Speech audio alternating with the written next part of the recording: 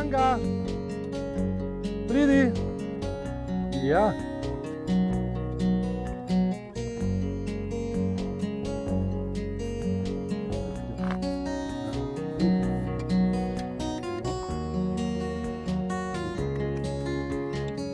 Vsako jutro, ko pride oskrbnik Gangi, jo najprej pozdravi.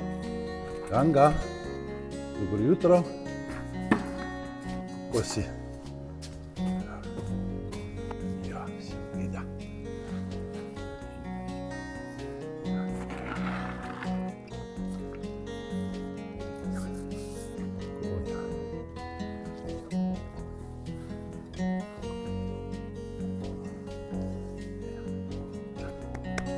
Vidna. Zdaj pa gre. Kot vsi socialno zelo razviti sesalci imajo tudi sloni dobro razvit sistem sporazumevanja, med katerimi uporabljajo vsa svoja čutila, od sluha, voha, vida in tudi dotika. Knjižnica vedenja afriških slonov beleži skoraj 300 različnih slonih zvokov, od glasnega trobljenja pa do tihih nizkofrekvenčnih mrmranj, ki jih pogosto ljudje ne slišimo in se lahko skozi zrak ali pa celo po tleh širi kilometre daleč.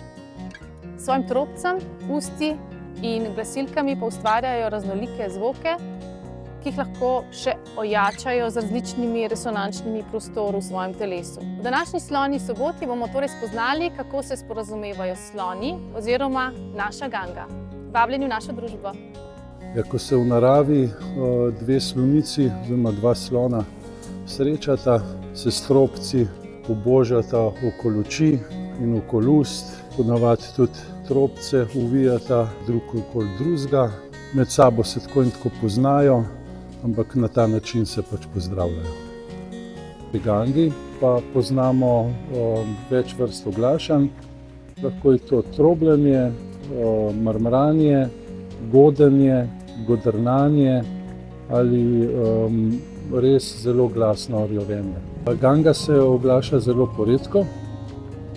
Oglaša se pa takrat, kadar je vznemirjena, kadar jo kaj prestraši ali pa kadar je razigrana ali pa zelo vesela.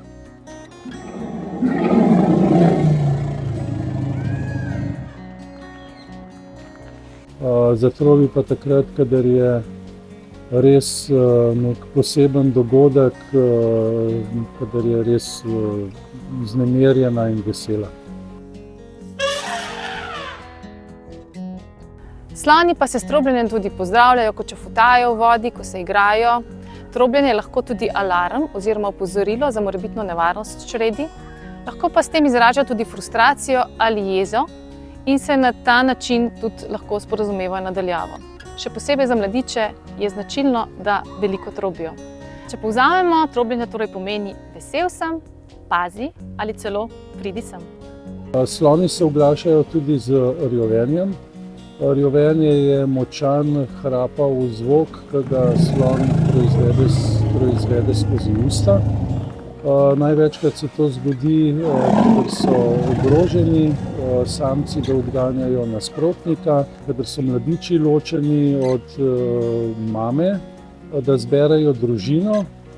Ganga pa, zanimivo, se pa oglaša z rjovenjem, res močnim rjovenjem, takrat, ko je še posebej razigrana, ko se igra z oskrbnikom in takrat je zelo vesela. Mrmranje in godenje je tudi oblika oglašanja pri slonih. Ti zvoki se pa proizvajajo v sinusnih votlinah v lobani in je le majčken delček frekvence, ki jo človeško uho zazna. No, to mejo se da slišati. To Ganga naredi takrat, kadar kaj ni po volji. Največkrat se oglaša z takim nizkim godrnanjem, ki ga slišiš kot godrnjanje. Sloni se ne sporazumevajo samo s pomočjo zvoka, ampak tudi s pomočjo telesa, s pomočjo govorice telesa. Dominantni sloni, sploh sloni v mastu v obdobju gonjenja, imajo visoko držo, visoko dvignjeno glavo. Sloni, ki so podrejeni s sklonjeno glavo, podobno kot psi, rep med nogami. Začutijo, da se nekaj pripravlja, kadar niso sigurni, preverijo okolico z visoko dvignjenim trobcem in preverjajo vonjave, ker zelo dobro vohajo.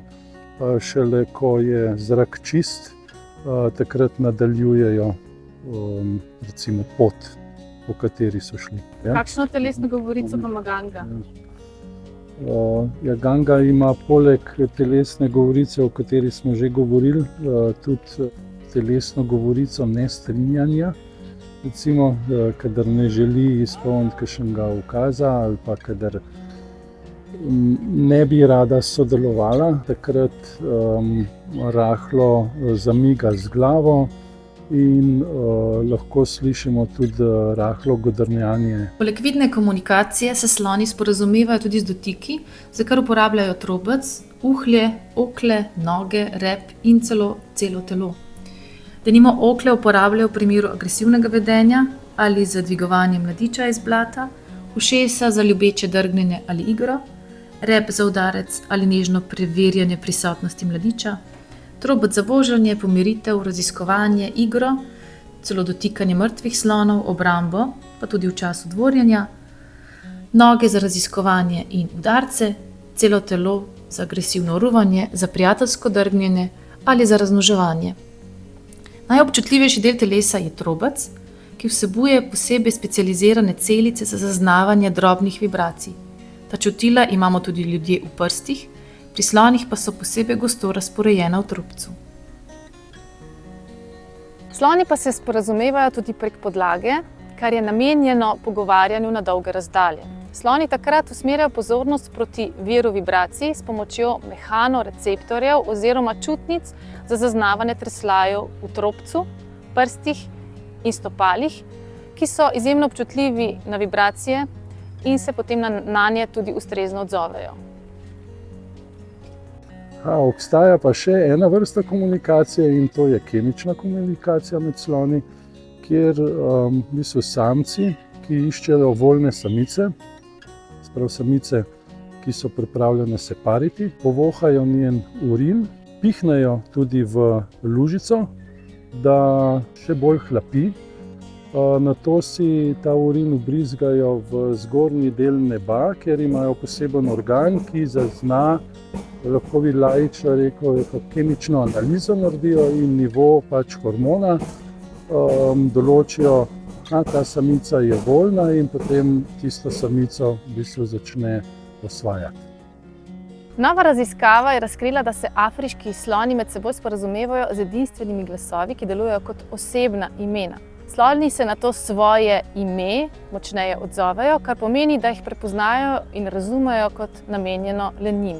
To vedenje potrjuje zapleteno socialno življenje in kaže, da si zapomnijo druge kot edinstveno osebnost. Ganga se odzove tudi na svoje ime, na svoje človeško ime, Ganga.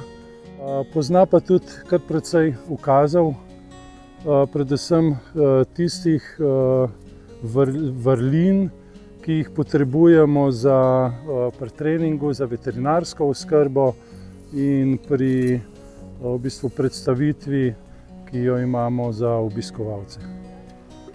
Za slovo današnje teme o komunikaciji pa spoznajmo še prav poseben Gangin zvok, ko nestrpno čaka na časovnik, da ji bo odprl loputo in bo bila del svojega dnevnega obroka. Ganga bi se lahko v ritmu bobnjala, lahko kosala celo z izkušenimi bobnarji. Se strinjate? Hvala, ker ste bili danes z nami na Sloni soboti in se vidimo prihodnjič.